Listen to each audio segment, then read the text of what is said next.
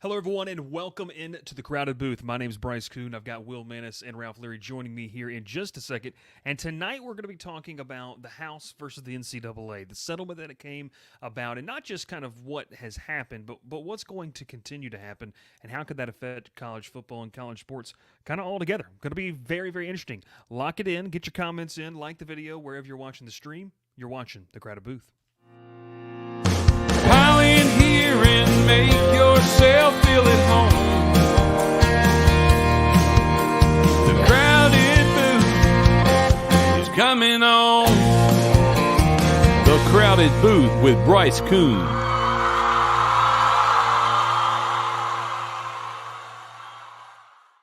Welcome in, welcome in. Will Manis and Ralph Leary, my name is Bryce Koon. Thanks so much for tuning in, whether you're watching us live here on YouTube, Twitter, Facebook, anywhere you might be getting that live content, or after the fact, or maybe you're listening on Spotify or Apple Podcast as well. We're rocking and rolling here on a Tuesday evening, ladies and gentlemen, and I'll start off with this. The weather's awful here. Pretty bad. Like, lightning just struck and the power almost flickered on and off. So if I just disappear, that's going to be why. But how are you fellas doing? We'll start with you, Will. Good. I'm good. I feel at home. I'm the guy on the left tonight. So you're still wearing a white hat too, of some that sort. feels good. And wearing the white hat too. This has become a thing. No, I'm good.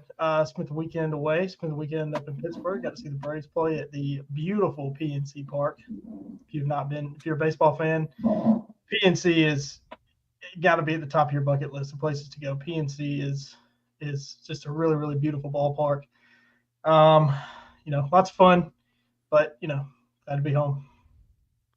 Glad to be home. You get back home. You got in late last night or early this morning? One of the two. Back into Georgia, I should say. Yeah, last night. Yesterday evening, we'll say. There you go.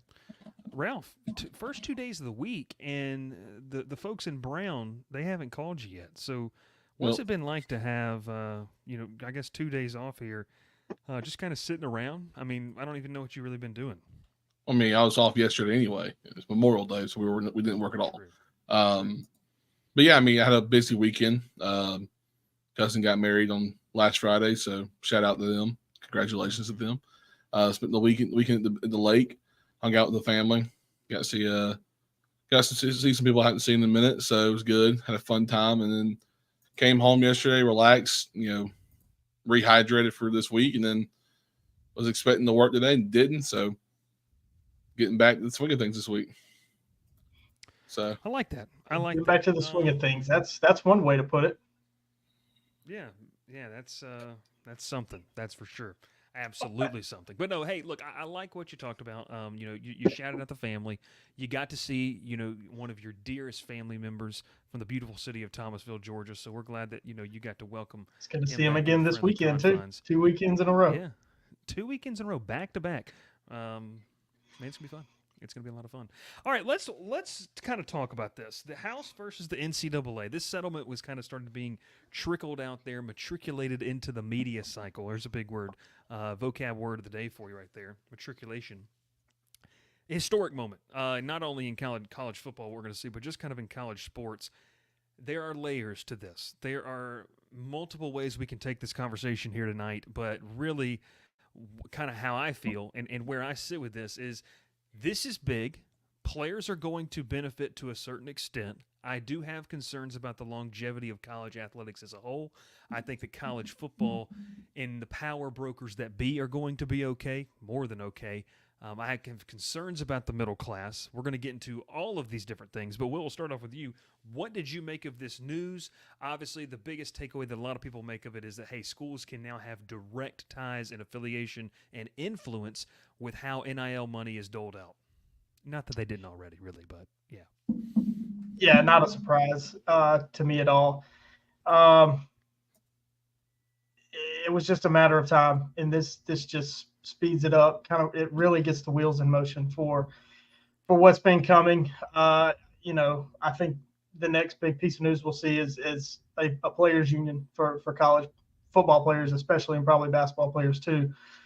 And this isn't just for players playing currently. This is good for players that play in the past too.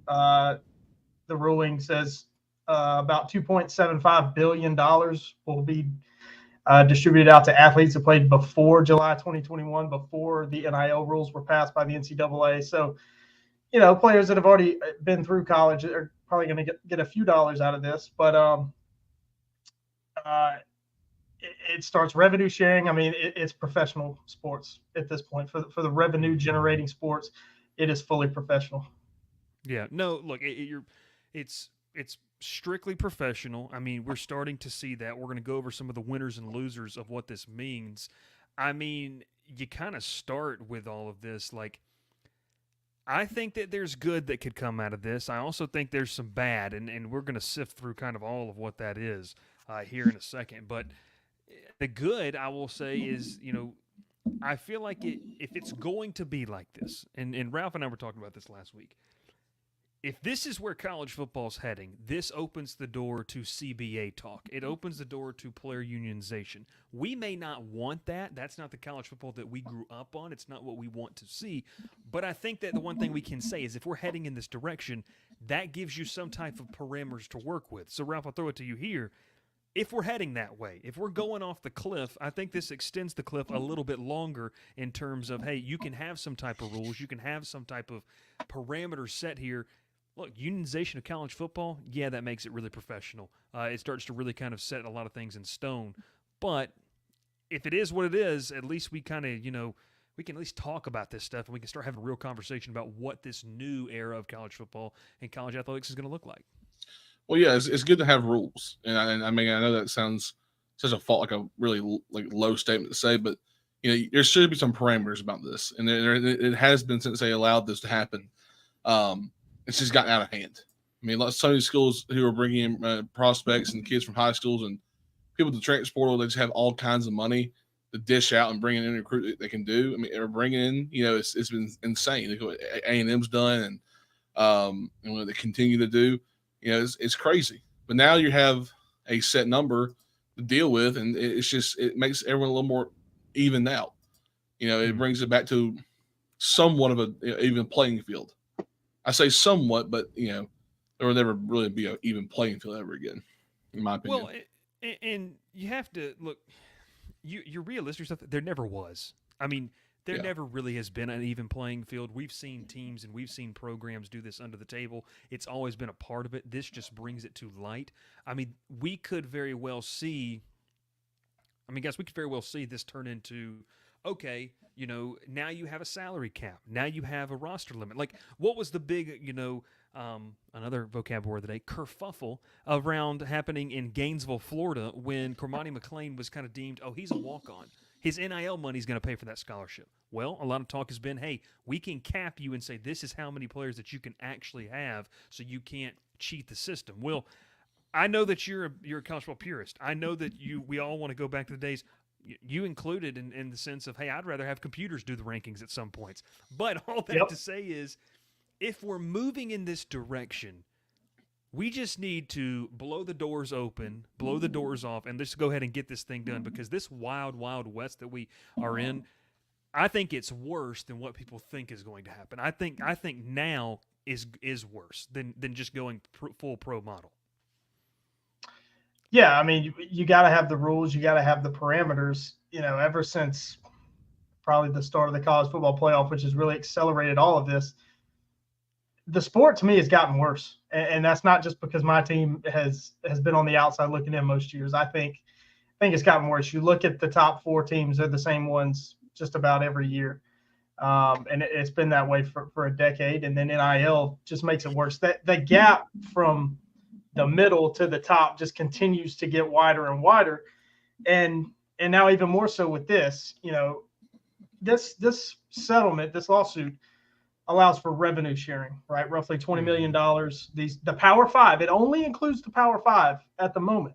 Yeah. Can dole out about $20 million to their revenue generating student athletes, which is football and basketball. That's the only people it applies to. But so, we're still just scratching the surface on this, but I think this should allow us to really blow it open, have the parameters, have the rules, so everybody knows knows what we're going to have to do. And then, I think we're going to see a world where your Power Two, which is really what it is, your SEC and the Big Ten, branch off and have their own subdivision. Yeah, no, I agree with you. And I like what you said, too, just in terms of let's go ahead and just do this thing and make it happen to where we don't have to sit in this kind of middle zone of where no one knows what's going on. You have these stupid lawsuits like Jaden Rashada's that you have going on. You have one that we talked about, months ago with the whole Tennessee-Virginia thing. Just this crazy stuff that is really dumb. All right, so we're going to take a look kind of at some different groups here throughout tonight's show and how it affects them. So that's kind of talking about what this does. Let's start with the people who are arguably going to benefit the most. And Will, you brought up a key term here. It's the revenue generating athletes. Not every single athlete. Let's start with the players, though, because that $2.8 billion that's going to be back paid to all these athletes, I think that is dwarfed with what's about to come. Revenue sharing of these media rights deals, I have sat here on this show and said so many times, these ADs, these decision makers, they don't want to give that up. The NIL deal with, mom and pop car store or Mercedes-Benz, Lincoln, whatever you want to do it is. I don't know who's getting a Lincoln NIL sponsorship, by the way. I don't know why I threw that one out there. But someone in Nebraska probably. Yeah, there you go. Maybe someone in Nebraska. Just a couple, hours ago, Jamie French, one of the top receivers in the 2025 class, said he wants a Lamborghini sponsorship. ADs, coaches, they are sitting there saying, hey, we'll pay that. We don't want to give you that $300 million, $300 billion, however much we're getting for this media rights deal. This opens that door. I'll go back to Will on this. Players benefit, and I think it's not just the ones who are going to get the back payment. We're about to see some astronomical numbers being thrown out to these players. We'll talk about the losers in the situation, but if you're just a player sitting there, I don't think there's a better time. And Greg Sankey said this on the broadcast of the SEC baseball tournament. There's never been a better time to be a student athlete. I laughed at the student athlete part, but he's right. There's never been a better time He's to be a not college wrong, athlete. No, not wrong. So, Will, your thoughts?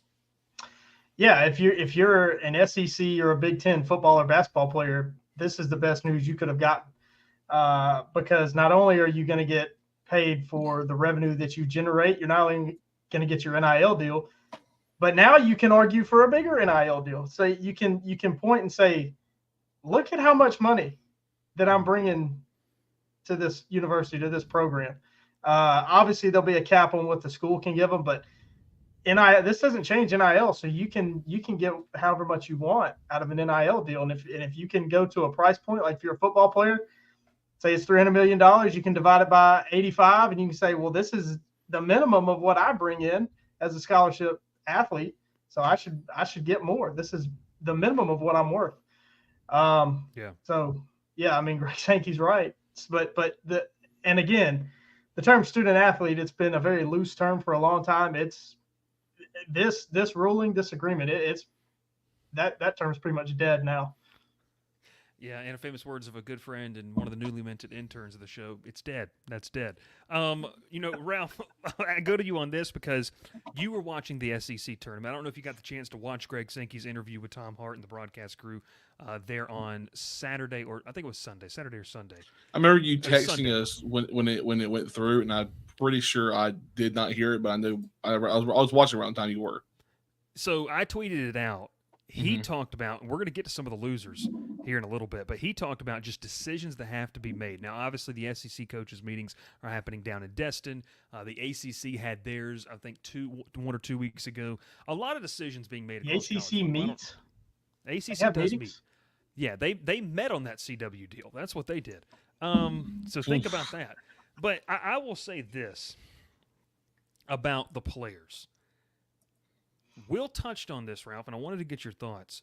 You're going to have market value for the first time. Like some of the NIL valuations that we've been seeing are just loosely based off of these figures in the air. It's the reason Jaden Rashada is having a whole settlement on this stuff. So your thoughts, does it make it better now that we're going to have some type of market value? Because you look elsewhere, okay, a 6-man off the bench in the NBA typically makes around, I don't know, just throw, $8 to $14 million per year. Oh no, Now, you're not even close nowadays.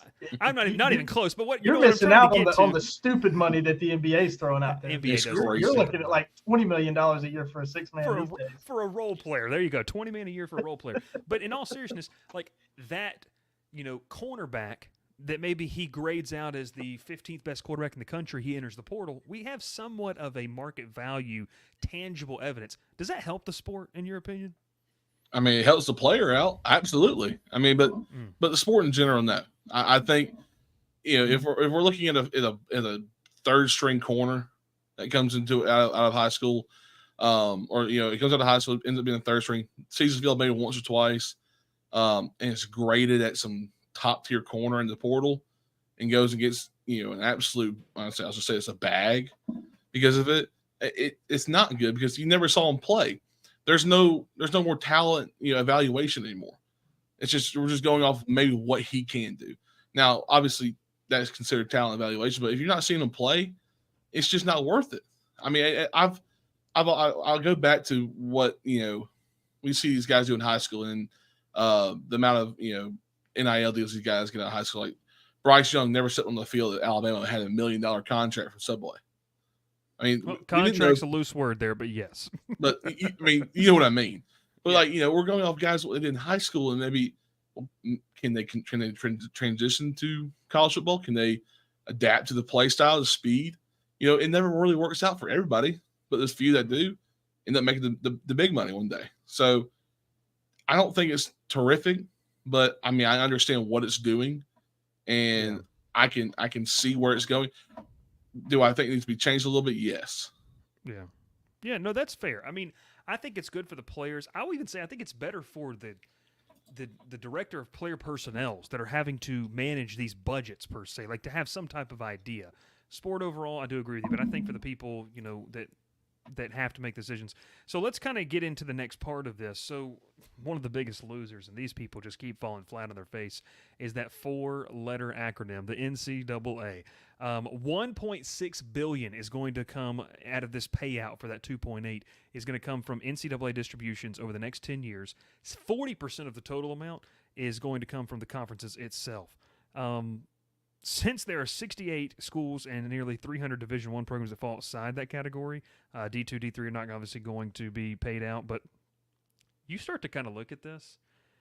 $1.1 billion of this is going to come from NCAA reserves, and here's the key word: budget cuts. We knew this. The NCAA's toast.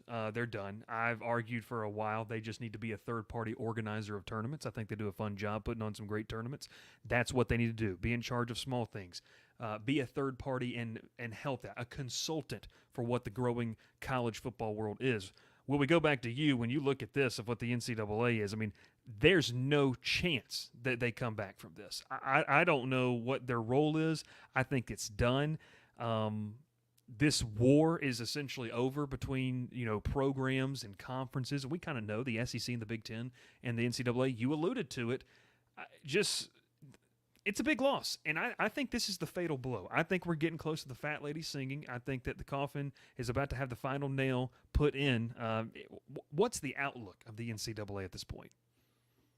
As far as Division I goes, I don't know that they can do a lot. I think these Division I, at least these power universities, can handle it on their own. But maybe as far as Division II and Division III goes, they can still be over them, be heavily involved in their, I don't know if the livelihood of their athletics, if you want to put it that way. And like you said, organize the postseasons for these. I think I do agree with you. I think do a pretty good job of that consistently across, baseball. You look at the baseball draw that was announced yesterday, very competitive. Every region, very competitive. That's the NCAA doing. I think they did a good job of that.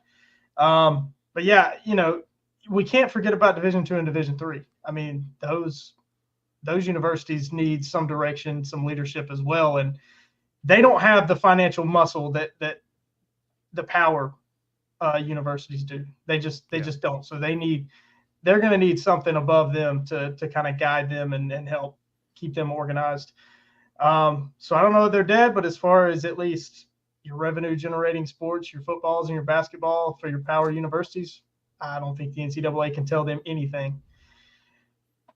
Yeah, I was reading this today, and as we were kind of getting ready for the show, I was reading over this because you talk about the little guys, okay? So I kind of think a winner here is the little guys in a weird way. Now, you can unpack this in so many different ways. There is a full-on argument for the little guys, the folks that don't have the necessary funds to compete. But I think that just kind of going over this, the NCAA tournament is going to be preserved because of these power leagues being now tied to these payments. You can't really break away. I think it's going to make it's harder to break away because now you have these payments due. Now, I will tell you this. We live in a world where tomorrow we could see the SEC come into a big sum of money, Big Ten come into a big sum of money, and be able to kind of do what they want. But that being said, this breakaway from the Power 4 or the Power 2, however you want to call it, I'll throw it to both of you. We'll go Ralph first. In y'all's opinion, does being on the hook for this money and this payment delay the inevitable, or does it change and give more of a runway for the ACC, the Big 12, to say, hey, don't break away. Let's use these extra years now that we're tied together to try to figure this thing out so we can all make the jump. Ralph, we'll start with you. I think it's just one simple answer. I think it just delays the inevitable. I mean, honestly, I think it's coming. I think that we've all been saying that the Power 2 conference is coming. I mean, it's just truth. I mean, I don't know what Will's going to say. He may agree. He may just disagree to go the other side. But I think we all know that what the Big Ten and SEC are doing and have been doing the last few years is making a way for this two power conferences and just running college football. Yeah. Will, your thoughts? I really like what you said there, Bryce, about these your ACCs, your Big 12s continuing to be tied to the NCAA just to buy some time to get things right. But it's like, we talked about the ACC in the past. It takes strong leadership, it takes smart people at the top, it takes bold people, daring people at the top to get these types of things done. And I just don't see it, especially with the ACC. I don't see it. They don't have that leadership in place to really make changes and to really set themselves up for the future. The Big 12 maybe, because they made some really good moves to expand the conference this last go around of conference expansion. But and then your group of fives, I think they just don't have that financial muscle that the powers do, but I think they're run really well across the board for the most part. So, I think it does benefit those schools still being tied to the NCAA for the foreseeable future.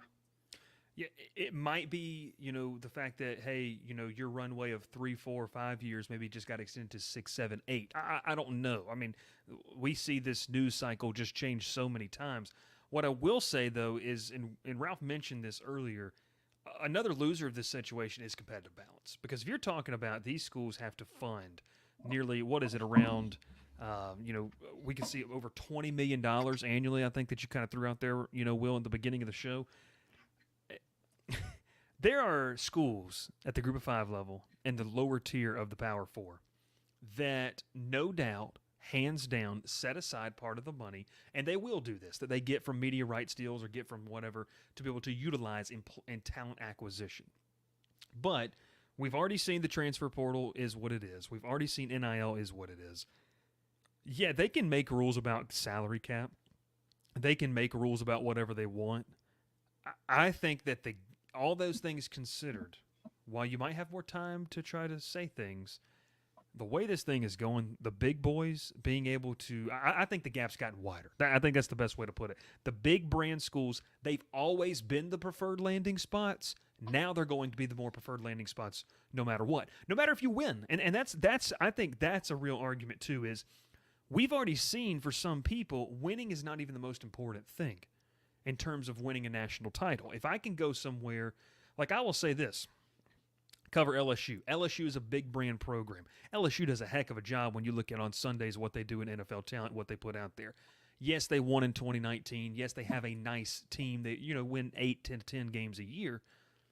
But a guy might choose to go to LSU because of the potential payoff in the long run and in the now over a place like a Duke. Just because of what he can accomplish. So, y'all's thoughts on that, Will? We'll go back to you with this because I think that competitive balance is a big loser here because it's going to be hard for you to retain talent, for you to develop talent. I personally think that talent development is dying anyways. It's a what can you do for me now at the highest level that we're competing at now.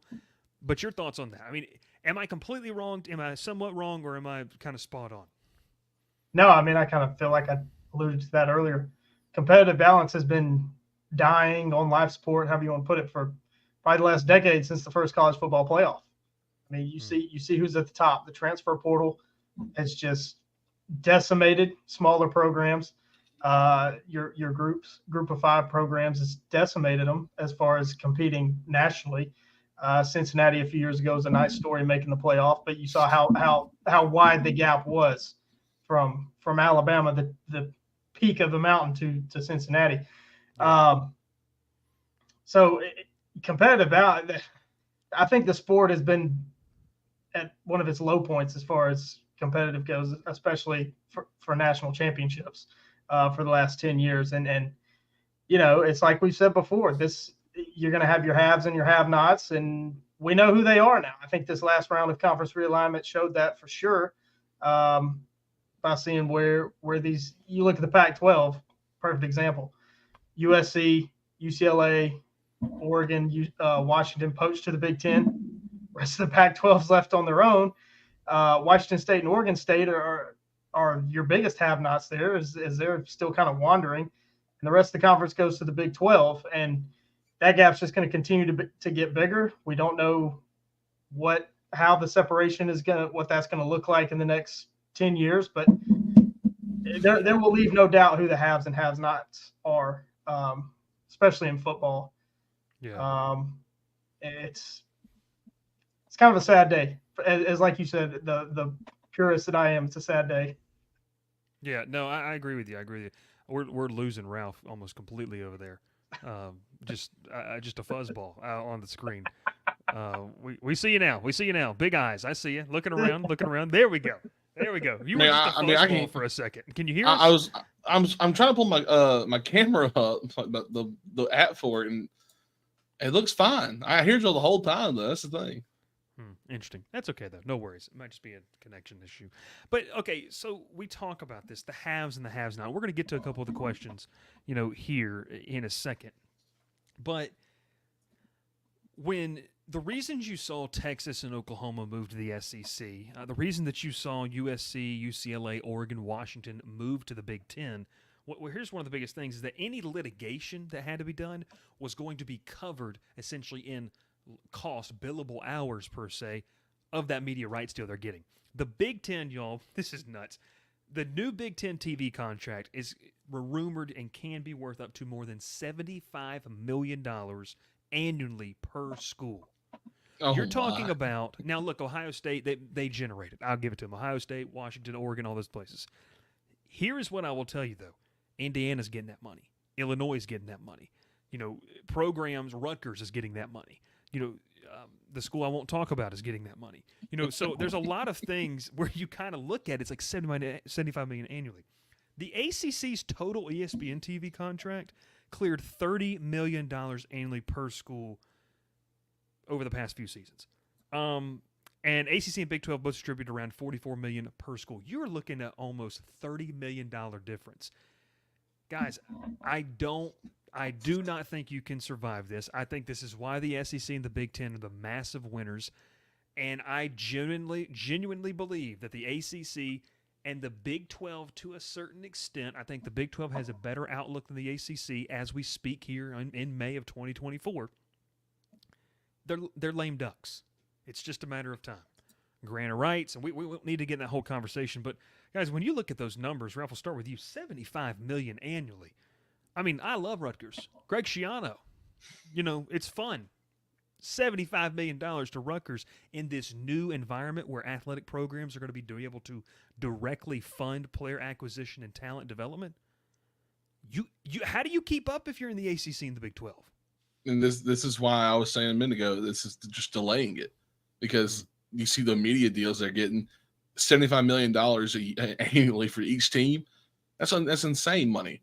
I mean, you're talking about Rutgers will have more money to deal with than maybe like an ACC team like Clemson, and just for media wise, and that's not even the right in the right realm of like what we thought could happen about 5 years ago. But now, with them being the Big Ten and being a Power 2 conference, they're set perfectly. They don't have to go and win the conference to do good. They're just rolling in cash now. They can bring in who they want to bring in. They can go in the portal and pick and choose from maybe the 3 stars or 4 stars who don't go to the schools they really want to go to. They're just sitting. They're happy. This is the best decision for them, because you talk about people who are hurting from them. I'll tell you who's not hurting from them. There's a smaller schools in those Power 2 conferences: the Maryland, Rutgers.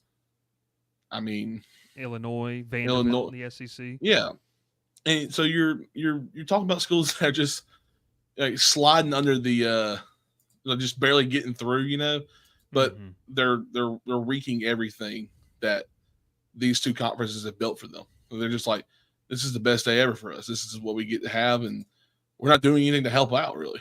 But obviously, in some other sports, those things do better. But on college football, I mean, Rutgers had a good year last year, but who knows what they're going to do this year? And Vanderbilt probably not going to win more than maybe 2 or 3 games this year. Yeah. Well, and you mentioned right there, I mean, look, you're going to be able to take the pressure off in other sports. Vanderbilt, great baseball program. But, I mean, when we talk about SEC contenders in the sports that make money, no. Like, they're non-factors. Will, to your point, though, or what you were kind of alluding to earlier, your thoughts on that, because SEC, Big Ten, they hold all the cards. If you're an ACC school sitting there, you're Clemson, you're Florida State, like, there's no doubt why you want to leave. And if you're not Clemson or Florida State, like if you're in a school with not the brand value, I don't feel like getting into an argument with people about brand value again, but that's the repeated kind of phrase that we have to keep going back to. If you don't have that, the recognizable talent, the head coach, and all the traditions like that, I don't know what you do. I think you got to win. I think you have to have an unbelievable coaching staff, an unbelievable developmental staff, scouting staff. Like, even then, how do you keep them? Like, I don't know what the longevity is of a middling to lower Power 4 program to keep up in this day and age. I don't either. I mean, you've got to do more with less, I think, is the only way to do it. And you just have to keep hitting.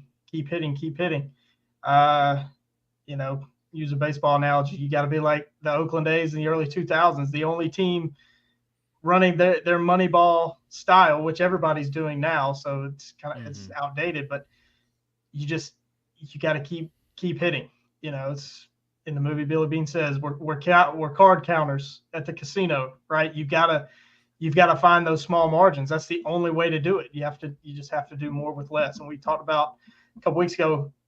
You look at the ACC right now, a ton of great coaches, and these schools have to do enough to keep them. And question is, where is that money coming from to keep them, to keep you competitive in football? That's the biggest question. Well, and you talk about money, and we're going to get into this. We're going to get to some of the questions that we've got in the chat as well. But I want to pose this. I want to ask this because I don't want to give my take on it. I want to ask y'all first, and then I'll give my take. Ralph, really quick answer, and then maybe 1 or 2 sentences. Are boosters and fans, invested fans, we'll say, people maybe not top 1%, boosters, but they invest. They invest in their program financially. Are they winners or losers? I don't know. I want to say they're winners. I think that the more money that they're generating from just giving to the school might help them out in the long run. I don't even know how to explain this because I think they're winners and losers. I want to say because whatever they're giving to the school, and when they get them back in return, is probably whatever they want to have. Like better seats, better. They get to go somewhere on the field before game. They get whatever they get. What are the different perks of whatever you're doing. Maybe those go away because they're not asking for as much money anymore. I mean, I'm sure there still are, obviously, but schools are always going to ask for money. Let's just be honest here. How often do you get an email from a a school like your high school, maybe your college, saying, "Oh, we'd love for you to give back more to the school." Hashtag St. Olaf. Well, it didn't go there. What could have been? What could have been? Could have been. Quick story: met someone who actually ran cross country against that college when he was in college. Wow! Today's the most beautiful campus ever. Real. It's a real college, yeah. He was a D3 cross country runner in Wisconsin. He ran cross country against them. So, wow. yeah, I forgot about that story, but I thought I'd say all that. But yeah, I'm gonna go. They're winners still because maybe they're not forking out as much as they were before. Okay, I like it. Will, your thoughts? Winners or losers? I'm the opposite. I think they're a loser. I think they're going to have to fork out more now. Because like you say, now they have these players have a dollar value on what they bring, which will, in theory, at least in my mind, is going to drive up NIL values, going to drive up all of that, and you don't really get anything in return. You just get to watch a bunch of 18 to 22-year-olds play good football. At least I guess I'm taking this from the financial side. Like, you don't really get a return on that investment. You don't, you get the joy and the satisfaction of your team winning, but you don't get those dollars back. And the school's not going to give you money back just because you gave a ton of money. Well, if you have the money to give it, you're making some kind of money in return on something else. Fair enough. Yeah. Fair if it's enough. disposable income, then you're okay.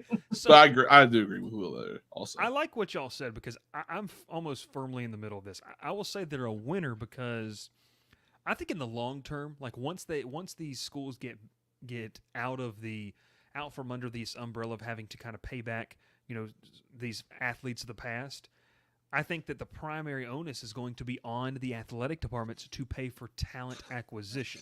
I think that's the biggest thing, but that we need to see. So when you have fans that are Ralph, you talked about it, seat licensing, the season tickets, like the paying for the ability to have a season ticket, like a lot of places do that. Travel, merchandise, parking, concessions, different type of perk packages, like you mentioned there, Ralph. Not the ones you see in Resurgence, but you know what I'm talking about, different perk packages.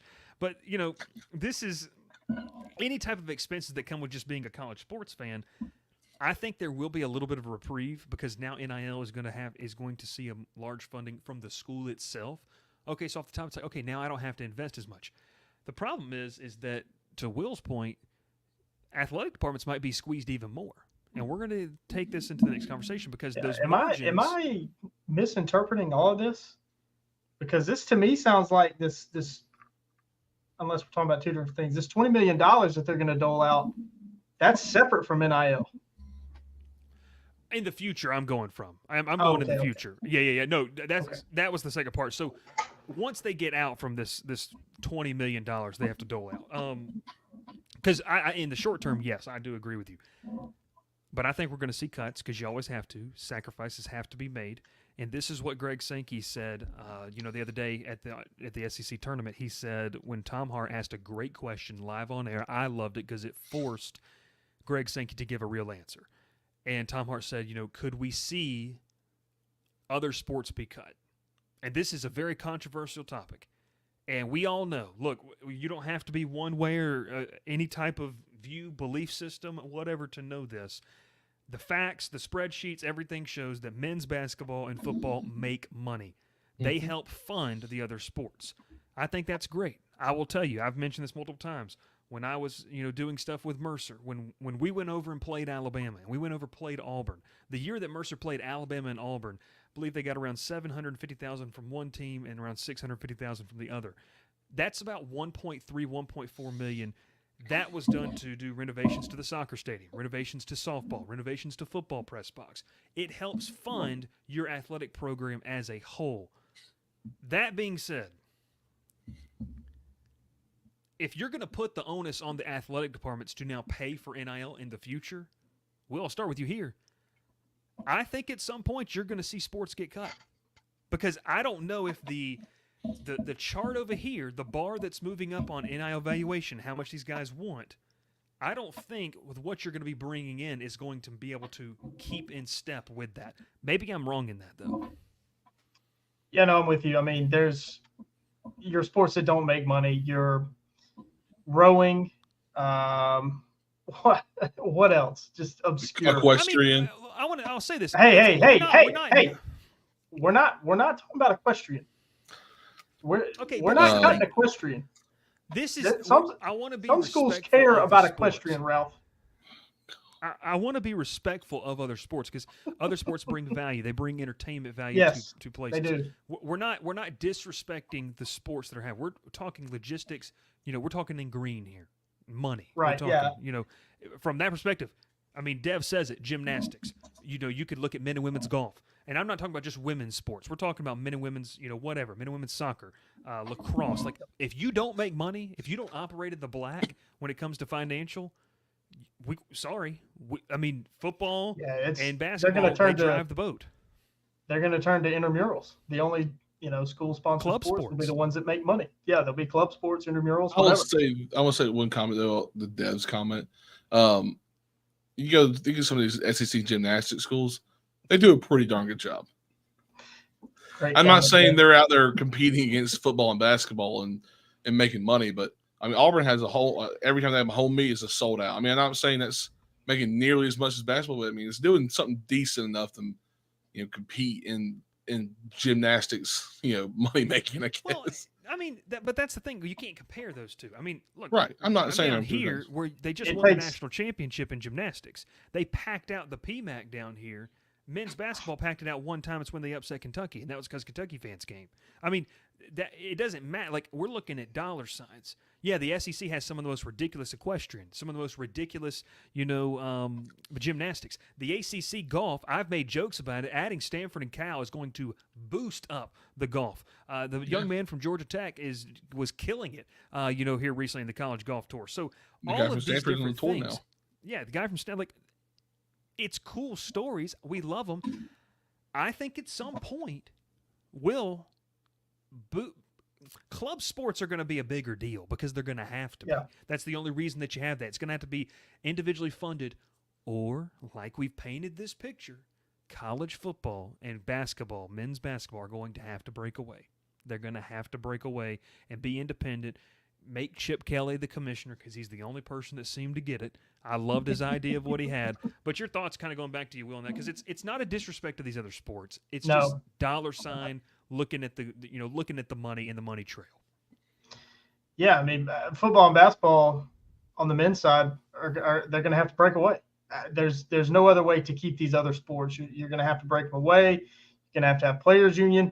Joel Klatt, I didn't know he wrote anything for Fox Sports, but he wrote about this today, and let's see if I can find it real quick. I probably won't be able to find it, but he has a really good write up about this. A lot of good perspective on FoxSports.com. If you want to read it, he talks about the three things the NCAA has to do. They've got to get the antitrust. There's three steps for the NCAA, and that would lead to men's basketball and football breaking away, which would allow you to keep these smaller sports to be school-sponsored sports. And to that, and I saw that article, I have not read it. The best word for this is I think in the next 2 to 3 years, you're going to see financially inefficient. I think that's the best word I can use for it. Financially inefficient, lower-tier Division I programs get cut for the sake of making ends meet, because there's a lot of money that's involved here. There's a lot of, pushing this money here, that it's not going to be there. You could go school specific. Like certain programs, I don't like. I think it's a real conversation. Now, people don't want to talk about it because it hurts people's feelings and whatnot. I don't care about that. We're talking strictly financial means. When you get that breakdown, when you get that budget at the end of the year and you're over, nobody cares about how you feel. It's about what's actually happening on the bottom line of the piece of paper that's going to determine whether women's equestrian stays, not if they're good or not. And I think that's the problem. And we could go into a whole thing of this, like. That's just what this is. It's just a fact of the matter here. Ralph, any kind of thoughts? Because I think, unfortunately, we're going to see non-revenue sports be on the chopping block. I mean, you've already seen it, honestly. I know Furman some school. baseball. I will say that Furman baseball during COVID, they cut their team, and it was detrimental. Sorry, but yeah, You just go wanna back, say that. go back to 2014 when UAB cut their football program. A power or a Division One Group of Five school cut their program right at the beginning before the season started. I mean, it was detrimental for the whole school and the whole Southeast, honestly, because Bryce and I were like low key fans of the Blazers. And we were. We I won mean, the that Balmy was Blazer. Yeah. yeah. And it was you watch some of those videos, man. It was heartbreaking for some of those kids. Now, will that be the same way if a men's soccer team gets cut? I don't know. There's always a club soccer team that does just as much. When I was at Troy, we didn't have a men's soccer team. They had club men's soccer, and they were playing, South Alabama. They were going up to UAB, playing the Birmingham Southern, playing Jacksonville State. And they were playing, Division One schools. Just playing club schools. Now, were they making any money? No, but if they wanted to play the sport, they were having fun doing it. So if it comes down to you just want to play the sport, there's chances for you still. Now, I don't like it. I hate how some of these guys work so hard to get a scholarship and make it to college finally, and their team just gets their team gets cut, like maybe their freshman year in there. That sucks for them. That truly does. So, And I'll say this too. There needs to be some type of, and this is going to really generate some conversation, some type of pay equity if you are going to keep them. Now there is going to have to be that. If you want to keep this, there is going to have to be pay equity within women's soccer, men's tennis, all these other things. Now, you're a moron if you think it needs to be a 50-50 split. Absolute moron. I mean, you are, and that's not look, I like college softball. I've been watching college softball the past 2 weekends. It's a fun sport, fast-paced sport. Like to watch it. You like watching different sports. Everyone has that. Like college golf has been really kind of fun to keep up with over here over the past couple of years as we watch kind of the next group of great golfers make their mark in the college game. The problem is you don't bring in the money. Like we had a young, and this is true. It's a true story. We had a guy in our Discord bring up what Georgia Tech was doing in golf. I didn't even know it was on. Like, I'm going to be honest with you. I didn't know. And it's like, it's just not out there. Like, it's not pushed. It's not marketed. And so I don't know where you do with this because Title IX is a massive deal. You'd have to be overturning something else that would be unprecedented in Title IX, which is just a whole massive legal issue in itself. And I don't know where you go from there. But I'll tell you this. I don't think they care. Because they sure don't care when Stanford volleyball is going to have to travel for 3 straight weeks to go play Wake Forest, NC State, and UNC 3 weeks in a row and miss school. They don't care. They've already showed you they don't care. So I think we're headed to where they are on the chopping block. Will, any kind of final thoughts on that? You summed it up. I mean, college athletics is going to look totally different in 5 years. Mm-hmm. I mean, it's just about quicker than that. Yeah, it's just about unrecognizable now. Things are going to be a lot different.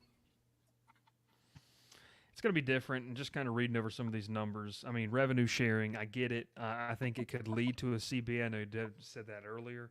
But here's a great comment that I want to get to. Can I say one thing before you make that comment real quick? Is the last 2 years, I'd say, some of these smaller sports have been getting better media deals and put media pushed out. I mean, I feel like about 2 years ago, you wouldn't even seen conference play for a college baseball tournament or softball tournament. Going back, or even college golf. And college golf was on the SEC Network the other day. Or ESPN Plus. I mean, it's just I think they started way too late for all that, to be pushing all that out, to be showing this on TV or on ESPN. It's just you waited too long for it, and now they're gonna hit the chopping block, like you said, in a few years. So, well, best comment of the night right here. When I lived in Birmingham, I dated a UAB girl and took her to Saul's Barbecue, and she hated it, so I broke up with her. I agree with you. I agree. That's a good agree. plan. Saul's Barbecue is pretty solid. Yep. Dev says, if I'm a small school like Second Tech, why best in bother Birmingham. keeping things like cross country if to pay each guy the same as a football player? You're not going to. There's no. I mean, I will be shocked if men's tennis player 3 is getting the same money as the right guard of the football team. Now, it wouldn't surprise me if Tech did something like that because I don't know if they're really serious, but it'd be unserious. It'd be unserious. We keep kind of rolling here with a couple more comments we can roll through as we get out of here. John says the free market will even itself out. A&M, for instance, talent evaluation will supersede money. Yeah, I mean, there's yes, I do kind of agree there. Yeah, I agree with you there. Dev says there are just zero economic incentives for the SEC and Big Ten to try to include the rest of college football. It's the big boy leagues now. Yeah, there's not any. I mean, they're just it's just not going to. And here you go, Will. Dev says the elimination of the BCS has had tragic consequences for all of humanity. And then we get just these questions or these comments I'm not even going to read. But you should read it. It's good stuff. Dev says also the coaching and the NIL arms race will drive the terrible economics of college football for these big programs. We'll see. And then that comment right back down there about Miami. Not going to read that live on stream either, but it is what it is. I mean, he's bring back the BCS. Agreed. And the Southwest Conference. Not really agreed. And the Big East. Definitely the Big East. Yeah, I'm here. College football will collapse in 5 years. I'd be interested to see how, because I don't think it does. I mean, it might be changed. It's not collapsing. The collapse of college football. I mean, what do you mean by collapse?